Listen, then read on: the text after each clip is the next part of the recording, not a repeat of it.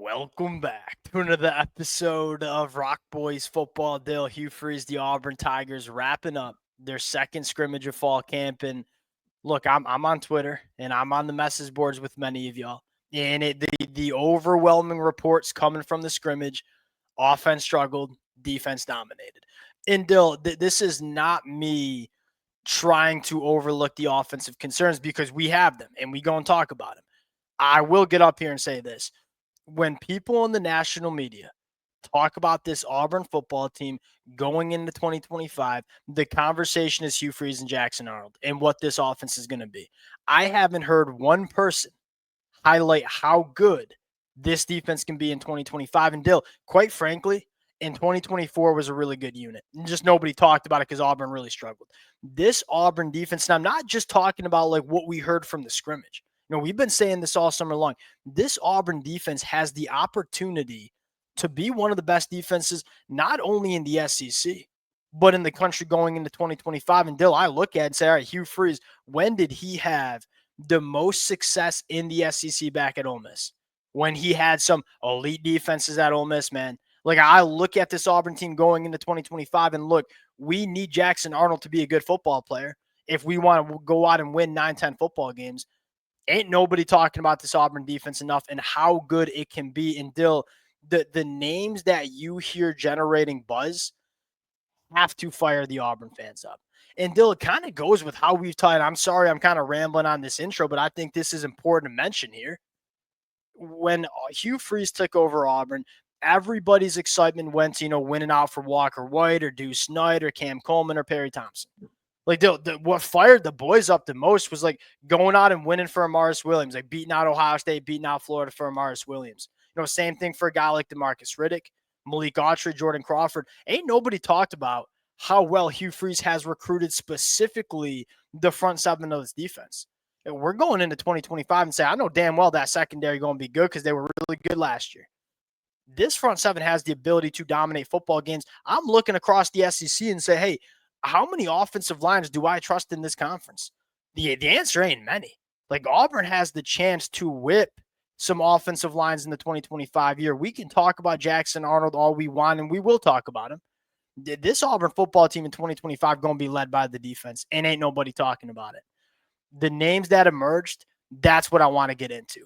Before we do, and as always, to the Auburn fans, appreciate you guys, man. It been a blast talking this football team. The amount of support y'all have shown the fellas has been amazing. Appreciate you guys. If y'all do enjoy the content, consider subscribing to the channel. Dill, without further ado, let's just start with it. Y'all have to start with this kid. Amaris Williams, going into year 2, emerging as a difference maker. How multidimensional do you think this front seven can be for Auburn in 2025? If you have Amaris Williams and Kieran Crawford playing the way it sounds like they do, because Kieran, I'll get to Amaris Williams, but Kieran Crawford might be like one of the most underrated players Totally in college agree. football. Like, I thought he had a really good season, and it wasn't a super productive stat season, but you look at his disruption and how often you felt like he was chasing quarterbacks around in the backfield. Like, I thought he had a really good year, but Amaris Williams is kind of the guy you look toward. Like, if you're going to have a really good bash bro combination of Keldrick Falk and somebody, it's probably going to be Amaris Williams. And that twosome, let's say, or maybe you call it like the three guys, if you will. Sure. I think that can be a really good pass rush unit, especially because Keldrick Falk can rush potentially anywhere off the inside. Yeah, you talk about like those third and longs. Like, we want to get Amaris Williams and Kieran Crawford on the football field. Well, hey, good thing you got a guy like Keldrick Falk who can play the 3-tech there, rush from the inside. My frustration with how people talk about Auburn's defensive line is should be really good because I like that Keldrick Falk kid. Like, look, shoot, I like him too, man. I do like him too. But we got to talk more about Kieran Crawford and talk about more about Amaris Williams. Still, here's another name, like Malik Blockton. Year 2 step. Thought he was really dang good as an undersized interior defensive lineman as a freshman. Dude looks the part. Looks the part going into 2025. Sounds like we love Jordan Crawford as a freshman as well. This defensive line, Dill, it was really good last year. 3.3 yards per carry allowed, 13th best in the country. Sacked the quarterback 7.2% of the time. I think it has the opportunity to be one of the more disruptive defensive lines, not only in this conference, but in the country. Second big storyline, maybe the biggest big storyline. As much as I wanted to lead this sucker off with Amaris Williams because he my guy, young linebackers, man, this was a concern. I think it was a concern for a lot of Auburn fans going back to the winter. Like, hey, we just don't have a lot of experience in this room. And you go out and land a guy like Caleb Whelan, which I think was a really smart roster addition. Like get a guy that's actually played a decent amount of football in this room. But we kind of knew he's not going to be a difference maker for you. Like there's a large sample size of this kid being solid, but not great.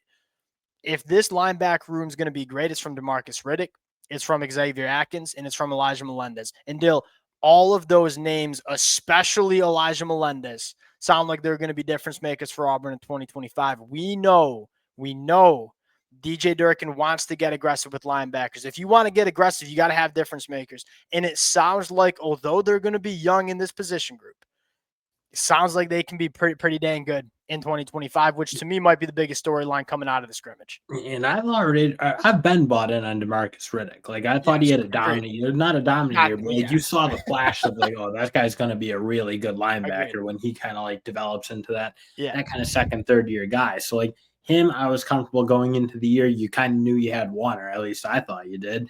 It is nice to hear though Xavier Atkins and Melendez as being guys who at least are like gonna be on the field and guys who you can be trustworthy contributors.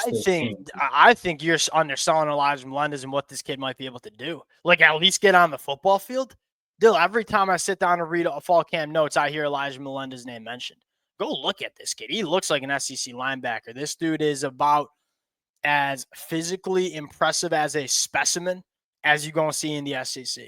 And Dill, the thing that stands out to me about Elijah Melendez is consistent. Like we hear a lot of freshmen, they flash in fall camp, right? They flash and then 2 weeks and it's radio silence. The thing with Elijah Melendez, it's every damn day he's showing up, making plays for this defense. I'd be stunned if this kid is not a very important contributor for Auburn in the 2025 year, because that's what we're hearing from this kid in fall camp. And I think you have the biggest question of this Auburn defense starting to get answered during fall camp. And get to the back end like that. There are no questions about the back end. Like you had a bunch of true sophomores and true freshmen playing, and you played really well. You don't give up as many explosive plays. Like this secondary is about as good as you'll see. So year 2 with Durkin, year 2 with the continuity they have, that should be a really great group. And if you can compare them up with a dominant defensive line, that's where you get a defense that can really smother teams a little bit. Let me run it down. Let me tie a bow on this conversation. You got a defensive line that sounds like they're going to be really, really good. In a conference where we got question marks about offensive line play, you're pairing them up with, although a young linebacker room, really athletic linebacker room that can fly around and make plays. And we know DJ Durkin going to ask him to do that. Then you have a secondary that's really sticky, that can win on the outside. All 3 levels of this Auburn defense checked. And then here's the other thing. It's a deep football team on defense, man. Hey, good teams have good football players. Great teams are deep, especially in this conference. For the first time since Hugh Freeze has been here, I feel like we have a deep football team, especially on defense. But Dill, quite frankly, the depth on offense is pretty dang good too. Now, let's get into it. The boys wanted to start glass half full, so to speak. The offense struggled. My biggest concern is not Jackson Arnold coming out of the scrimmage. My biggest concern is the offensive line sounding like they struggled in a big time way. I'll give you the T-box here. How concerned are you about this offense going into 2025? And the concern really starts with I'm okay hearing that they got beat by the defensive line, because I do think that defensive line's really good. I don't think every game is gonna be like, oh, the offense, they won. The offensive line played really well, was dominating. Yeah, I'd be stunned if the Auburn, sorry to interrupt you, but I'd be stunned if the offense wins all that much. It's just because you're going up against the defense that we think can be great. And I feel like scrimmages do typically favor defenses, but it is a little concerning to hear we couldn't really do pocket passing, because you need to be able to throw the ball from the pocket when you have a wide receiver core that Auburn has, because the best element of this Auburn offense is what they have in that wide receiver room. So that's probably my concern is yes, it's nice that you can run the ball, and it sounded like that was going okay yesterday in the scrimmage, and it's nice that you can still rely on the RPO because Hugh Freeze likes to do it. but you got to be able to throw the ball from the pocket because your wide receivers are unbelievable this year. I'd probably echo that statement where it's like one of the positives is it does sound like Auburn was running the football decently well, which is something that I think Auburn will, maybe lean into because we know what Jackson Arnold can do as an athlete as well. But you said it best. If this Auburn team maximizes what they can be in 2025, the engine of the offense has to be the passing attack because of these wide receivers. And if you can't hold up in pass protection, it's hard to use the engine of this offense. And so that's probably the biggest concern. And Dill, I will say this. On paper, I feel good about the offensive line. This is a really important unit. Dill, I'm freaking hitching my wagon to this unit. Like, part of the reason why I'm believing in this Auburn offense is I think they're finally got it right up front. Like Xavier Chaplin, there's a reason he's top 50 potential NFL draft pick. Dylan Wade, very solid at guard. Connor Lew's one of the best centers in the country. Sounds like Mason Murphy's had a really good fall camp, which is nice to hear because he was probably my biggest concern. It has to be a good unit because, you go back to Jackson Arnold and when he struggled at Oklahoma, it's because that offensive line was a joke. This offensive line needs to hold up and give Jackson Arnold the time to get his weapons involved. If we can have that, I think we should be all right. Omar Mabson, though, like you want to talk about some positive vibes. It sounds like this freshman going to play for Auburn and going to play a lot here. And that was important because you really weren't sure that you had that bell cow. Like, I like what Damari Alston and Jeremiah Cobb can do in certain spots. So, yeah, they have a skill set. Yeah. But are they Jarquez Hunter in terms of, like, they can just whatever you ask them to do, they can do it? I do feel like they probably needed more of that pure runner. Like, just, okay, you run inside the tackles and be able to be an effective player. I do think that'd be an important role for Omar Mabson to at least. Do you think he will be that? I do think we're going to try to replace Jarquez Hunter by like a committee approach, like Damari Alston. No, that's what I'm kind of thinking. Like, again, those guys have skill sets that Jarquez Hunter had it all. I mean, he was awesome for that Auburn team.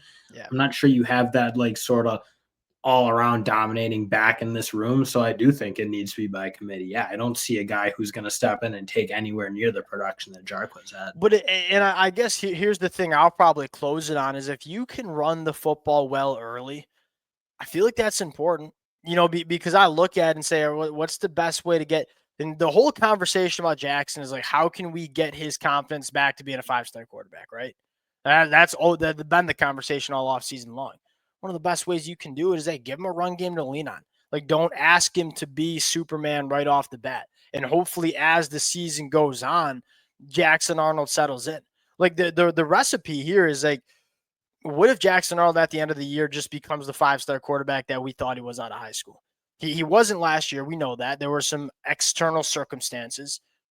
And he probably won't be right off the bat. But if we give him a run game to lean on and obviously difference makers on the outside, maybe we can get him there when it matters most in the SEC. We'll see. I think you're going to need to be able to rely on him to be that type of guy if you're going to hit your ceiling, though. Agreed.